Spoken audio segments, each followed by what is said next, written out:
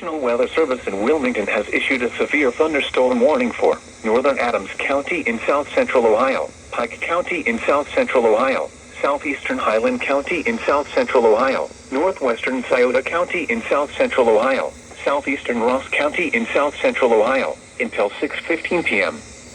At 5:35 p.m., a severe thunderstorm was located over Belfast, moving east at 60 miles an hour.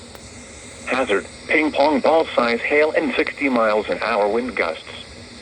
Source, radar indicated. Impact, people and animals outdoors will be injured.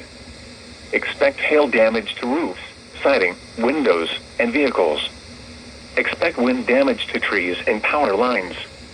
Locations impacted include Pike County Airport, Pike Lake, Mayhill, Kincaid Springs, Omega, Locust Grove, Givens, Belfast, Seaman, Emerald, Beaver, Lake White, Poplar Grove, Peebles, Sinking Spring, Elm Grove, Serpent Mound, Buchanan, Summit Hill, and Ladd.